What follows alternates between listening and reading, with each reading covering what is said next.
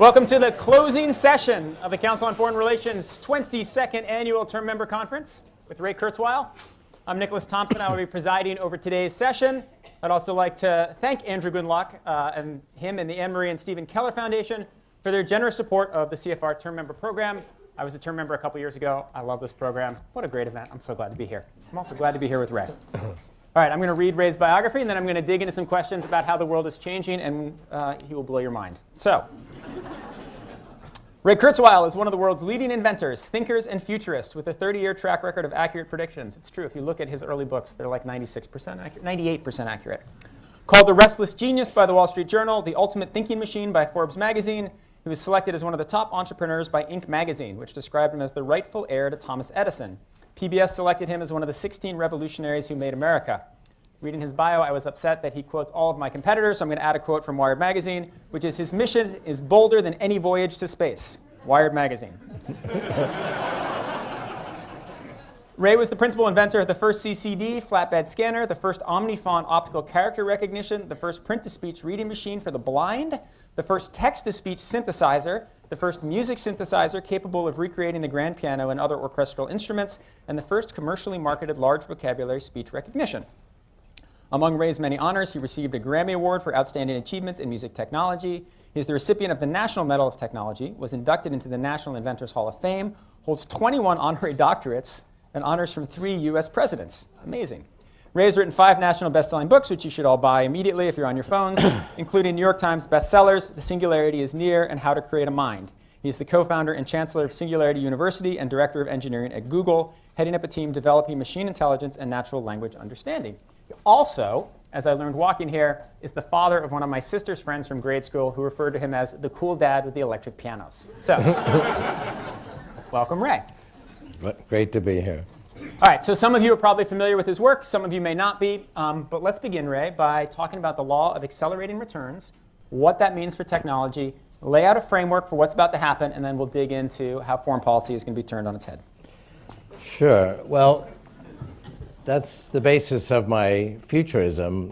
In 1981, I realized that the key to being successful as an inventor was timing. The inventors whose names you recognize, like Thomas Edison or my new boss, my first boss, Larry Page, were in the right place with the right idea at the right time. And timing turns out to be important for everything from writing magazine articles to making investments to romance. You got to be in the right place at the right time. So I started with the common wisdom that you cannot predict the future, and I made a very surprising discovery. There's actually one thing about the future that's remarkably predictable, and that is that the price, performance, and capacity, not of everything, not of every technology, but of every information technology, follows a very predictable path. And that path is exponential, not linear. So that's the law of accelerating returns, but it bears a little explanation. So I had the price performance of computing, calculations per second per constant dollar, going back to the 1890 census through 1980, on a logarithmic scale where a straight line is exponential growth. It was a gradual second level of exponential, but it was a very smooth curve. And you could not see World War I or World War II or the Great Depression or the Cold War on that curve. So I projected it out to 2050. We're now 36 years later. It's exactly where it should be. So this is not just looking backward now and overfitting to past data, but this has been a forward-looking progression that started in 1981. And it's true of many different measures of information technology. And the progression is not linear, it's exponential. And our brains are linear. If you wonder why we have a brain, it's to predict the future. But the kind of challenges we had 50,000 years ago when our brains were evolving were linear ones. We'd look up and say, okay, that animal's going that way. I'm coming up the path this way. We're going to meet at that rock. That's not a good idea. I'm going to take a different path. That was good for survival. That became hardwired in our brains. We didn't expect that animal to speed up as it went along. We made a linear projection. The primary difference between myself and my critics, and many of them are coming around, is we're looking at the same world. They apply their linear intuition. For example, halfway through the Genome Project, 1% of the genome had been collected after 7 years. So mainstream critics said, I told you this wasn't going to work. Here you are, 7 years, 1%. It's going to take 700 years, just like we said. My reaction at the time was, well, we finished 1%, we're almost done, because 1% is only 7 doublings from 100%. It had been doubling every year. Indeed, that continued. The project was finished 7 years later. That's continued since the end of the genome project. That first genome cost $1 billion. We're now down to $1,000. And every other aspect of what we call biotechnology, understanding this data, modeling it, simulating it, and most importantly, reprogramming it, is progressing exponentially. And I'll mention just one implication of the law of accelerating returns, because it has many ripple effects, and it's really behind this remarkable digital revolution we see, is a 50% deflation rate in information technology. So I can get the same computation, communication, genetic sequencing, brain data as I could a year ago for half the price today. That's why you can buy an iPhone or an Android phone that's twice as good as the one 2 years ago for half the price. We put some of the improved price performance in price and some of it into performance. So you asked me actually just a few minutes ago, and a question that was also asked by Christine Lagarde, head of the IMF, at her annual meeting recently.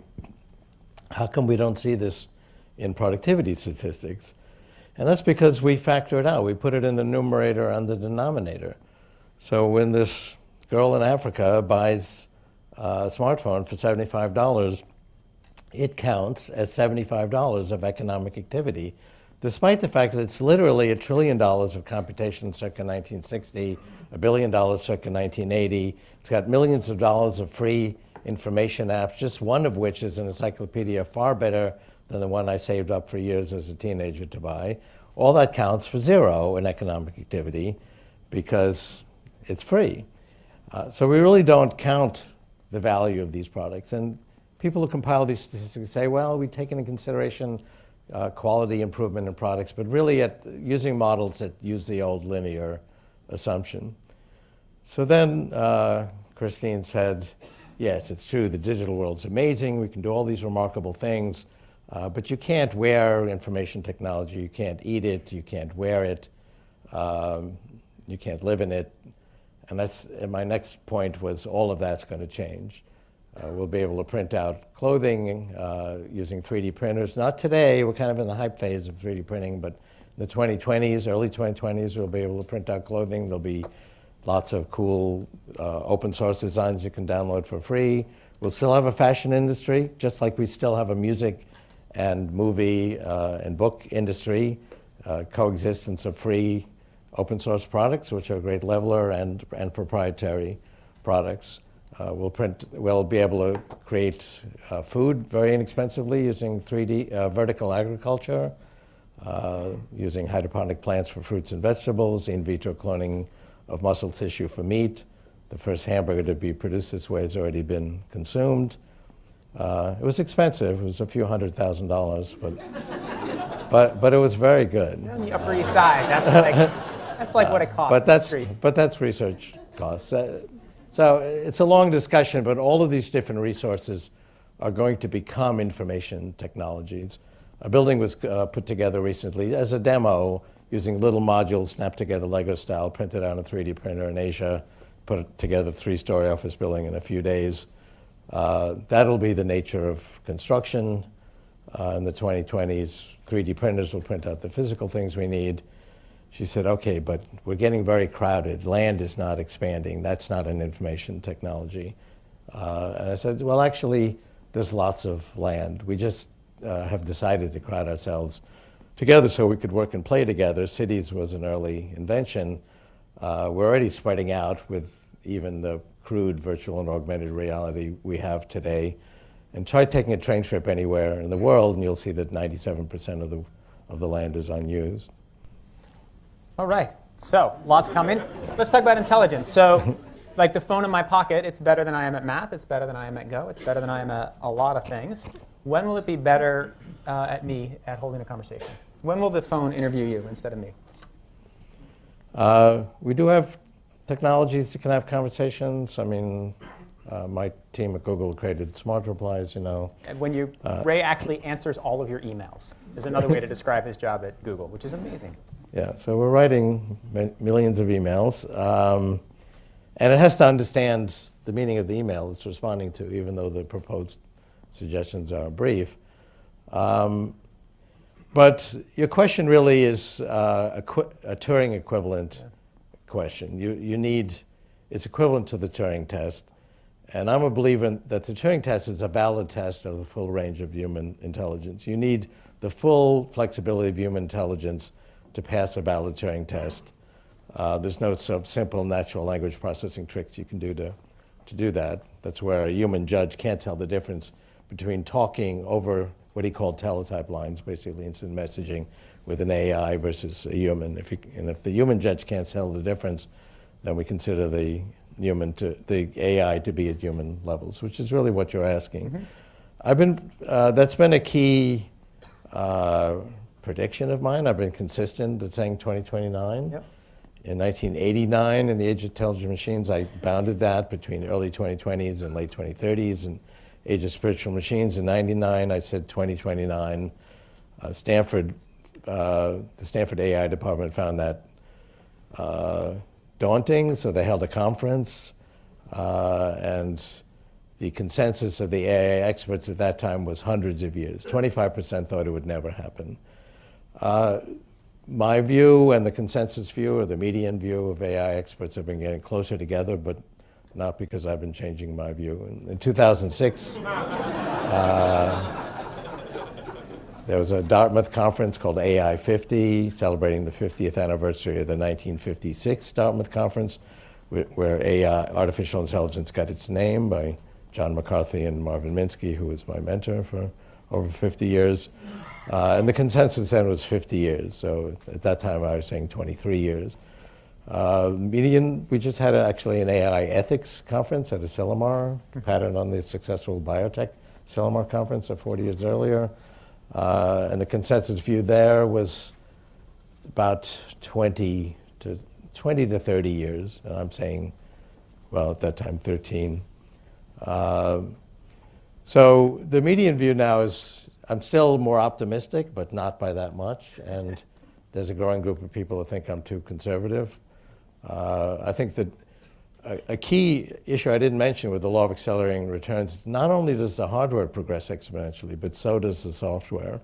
And that's a long discussion. But we can see now the daunting pace of progress with one milestone after another falling to AI. And we can talk about some of the techniques. But so I'm feeling more and more confident. And I think the AI community is gaining confidence that we're not far off from that milestone. All right, so I got 12 more years. I can do this kind of thing. So anybody in the CFR booking department, please keep inviting me, because I do enjoy doing these, and time is limited. Let's talk a little bit about regulation. There are a lot of people in this room. Well, let me comment on that this is not an alien invasion of intelligent machines from Mars. We create tools to extend our reach. We couldn't reach that fruit at that higher branch 1,000 years ago, so we invented a tool that extended our reach. Who here could build this building with our bare hands? But we created machines that extend and leverage our muscles. We can now access all of human knowledge with a few keystrokes. And we're going to literally merge with, with this technology, with AI, to make us smarter. It already does. I mean, these devices are brain extenders, and people really think of it that way. Yeah. And that's a new thing. I mean, people didn't think of their smartphones that way just a few years ago. They'll literally go inside our bodies and brains, but I think that's an arbitrary distinction. Even though they're outside our bodies and brains, they're already brain extenders. And they will make us smarter and funnier. Well, I could use some of that. That'll probably be 5 years away. So let's talk about how to make this future go forward in the best way. So we have an opportunity here. You have 300 people who are going to be making some of the most important policy decisions. I see people from tech companies here making big decisions at tech companies, people in Congress, people in the White House, people probably in foreign ministries. Explain the sort of the framework for policymakers and how they should think about this accelerating technology, what they should do and what they should not do.